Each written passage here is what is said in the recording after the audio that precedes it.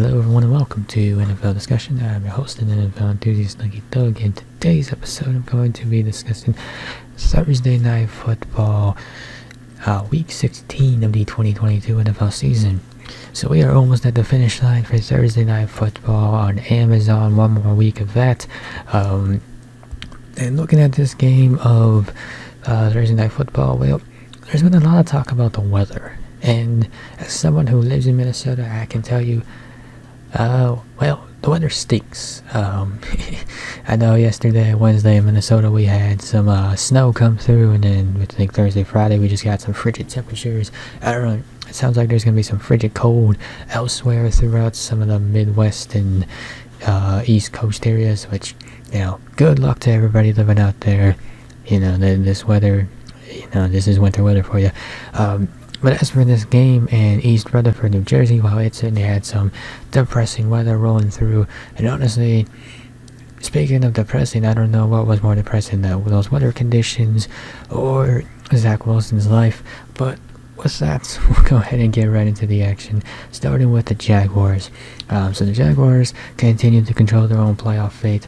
With this win over here, they're now in position to take first place in the AFC South and hold the number 4 seed in the playoff picture if, and this is a big if the Titans can, or the Titans lose to the Texans on Saturday. Now Ryan Tannehill, their quarterback, it sounds like he's going to be done for the rest of the season, leaving Malik Willis at quarterback. So the Titans are looking like a sinking ship, and the Jaguars are poised to capitalize. But it is important to note that Malik Willis was the quarterback starting for the Titans when they played the Texans earlier this year, and they got to win because Derrick Henry, well, he bullies that Texans defense. So, yeah, there's no guarantees of that. But with the Jaguars, after their Week 11 bye, they were 3-7, and only one team in NFL history, the 2020 Washington football team, started with that record and then still made the playoffs. Now, the Jaguars also have to face the Titans in Week 18, which probably will be the game that decides the division. But all the momentum is building towards a feel-good ending for this season, and it's probably been said before, but head coach Doug Peterson has been the catalyst for the brand new Jags. And if Peterson isn't in the top 3 for Coach of the Year, what is the point of that award anyway? It wasn't a perfect game, obviously, but Trevor Lawrence has been making a weekly habit of putting on some really strong play on film while also cutting back on his turnovers. Now that, of course, doesn't excuse that of course doesn't include the fumble that he lost tonight on the opening possession, which did lead to the Jets' only points. He continues to level up as a sophomore, and he has a tissue soft matchup against the Texans in Week 17. Yeah. Also gotta give a shout out to Evan Ingram of the Jaguars tight end. He enjoyed his best game at the stadium he once that he once played in the start of his career. He was a first-round pick for the Giants back in 2017, and coming out of that draft, he was billed as a hyper-athletic new-age tight end. It didn't work out that way with the Giants as he struggled with some drops, especially in his final 2 seasons. But the Jaguars were able to sign him on a 1-year prove-it deal, and, well, I think he's done just that. Drops haven't disappeared completely, but he's been a big weapon for Trevor Lawrence lately, catching 27 passes for 337 yards and 3 touchdowns in the past 3 games, which, you know, might be considered ridiculous.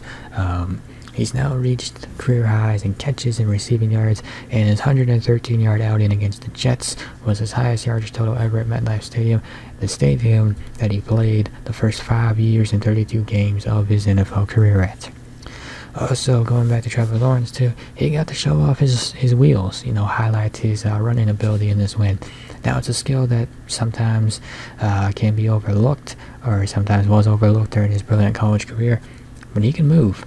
And, you know, given that he's 6'6", he's pretty graceful when he runs, and multiple times he was able to use his legs off script to turn sacks into positive yards and punish a slightly undisciplined Jets defense. He would run 7 times in this game for 51 yards and a 4th down touchdown sneak to give the Jags the lead for good early in the second quarter. The 51 yards were the second highest total of Lawrence's season and career. Over the past 7 games, he's now rushed 29 times for 191 yards and 2 scores, which adds another dimension to an already diverse and perhaps dangerous offense. They showed that stat where the Jaguars are the only team that had 3 pass catchers over 60 receptions and 600 yards. So yeah, that offense, they have found their stride, and they are, perhaps dangerous. As the Jets were repeatedly caught off guard when Lawrence went on the move, and it wouldn't be surprising at all if Peterson, added that into the offense, a few more chances for his quarterback to take off in upcoming games. Maybe not make a habit out of it, but hey, if he can move, why not use it? Yeah. As for the Jets, well, in a stunning new low, Jack Wilson was yanked for gadget quarterback Chris Streveler in the waning moments of the third quarter. Now, if you don't know who Chris Streveler is, he's a former Canadian Football League quarterback. I guess he's also an NFL preseason legend, depending on who you ask. But yeah, Streveler is the Jets' number 4 quarterback. He's not the backup. That was Joe Flacco. But yeah, the Jets' number 4 quarterback, Chris Streveler, would then proceed to generate more first downs, 4 on his first possession than Wilson did in 7 drives, 3. So you could probably say the vengeance was deserved. Once again, Wilson entered this game as the least accurate quarterback in the NFL, and he seemed to have no idea where the ball was going in rainy, windy conditions. His deep balls were Taysom Hill-esque, which, not my line, but that does not sound like a compliment. Jets fans could not stop booing him, and honestly, they made it seem personal. Like, it seems like these Jets fans personally do not like this guy. And head coach Robert Saleh probably waited 3 to 4 drives too long to make the switch. It was surprising to see Streveler instead of Joe Flacco, but that's desperation for you. Absolutely, Wilson is probably cooked at this moment, and so at the bare minimum, someone can come in and fix his mechanics. He's also most likely made his final start of the year. It will be Mike White against the Seahawks if he's healthy for Week 17, and some combination of Streveler and Flacco if he's not. And it's looking less and less likely that Wilson is back as the Jets starter in 2023. And also, this killer quarterback situation is once again putting more pressure on Robert Saleh. So coming into his second season, he's got some pressure to perform after last year's 4-13 mark, and he certainly provided some answers during the 7-4 start that the Jets had. He navigated through tough injuries and dealt with Zach Wilson's struggle, which certainly makes that 7-4 start even more impressive. But the Jets have now lost 4 straight games. The offense is down bad, and the defense that was once impressive, well, it's regressed a notch or 2. And it's not as if the Jets haven't had issues on both sides of the ball prior to that losing streak, but they were finding ways to win. Now it seems like Saleh's hopes almost certainly rest on the shoulders of Mike White, who is inactive and has not yet been cleared for contact after he took some big shots in the game against the Bills that basically broke his ribs. Perhaps Streveler, who gave the Jets some semblance of life in that game, he might also be in the mix for package plays.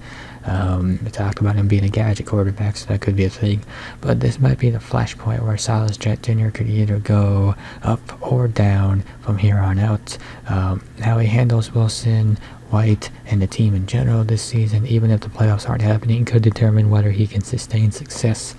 He can't afford to lose the locker room, and seeing the body language of Garrett Wilson and others while Zach Wilson struggled again might be indicative of who other Jets players might support at quarterback. Granted, public comments have been made in favor of Mike White when he was starting games. And look, I feel better for Zach Wilson. But this does not seem like a situation that's working out. And here's the thing. I don't care what his draft pedigree is. If he is not producing, you cannot put that guy out on the field. The fans don't seem to like him, and those are the people that are paying you money. The locker room, it doesn't seem like they like him.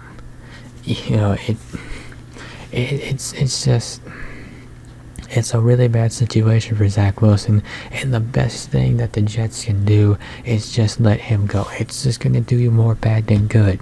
You put this guy out in the field, the fans are going to boo him mercilessly. You put him back out there on the field, what kind of message is that sent into the locker room?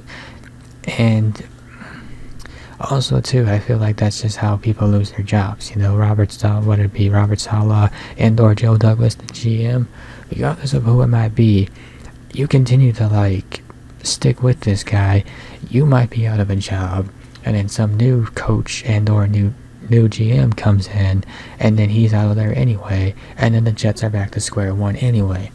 So, as much as I, again, feel bad for Zach Wilson, ultimately the situation is what it is. If Mike White's healthy, he's your quarterback the rest of the season. And then Zach Wilson, if you could find a trade partner for him, great. Otherwise, cut him, let him go. This situation in New York is not salvageable. It's basically reached Sam Darnold levels, right? Like Sam Darnold drafted in the first round, supposed to be the guy quarterback. It did not work out. You traded him away. Gotta do the same thing here. I know it's only been I know this is only year 2, but you gotta recognize when a situation is simply just bad and not salvageable, you gotta let it go. So I guess we'll have to see, because there's a tough decision to be made. And again, depending on which decision you make, determines, it's just a tough decision too, but you gotta make that decision. And if you stick with Zach Wilson again, you're certainly putting your job on the line even more than it already is. Not to say that they're on the hot seat, but the only guaranteed years for a head coach are the ones on his contract. So, Bob Saleh wants to last long term as a Jets head coach. Ditching Zach Wilson, same thing with Joe Douglas. If those guys want to last in their positions, ditching Zach Wilson might be a way to add some longevity to your tenures.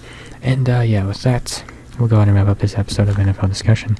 If you enjoyed this episode, be sure to hit that like button down below.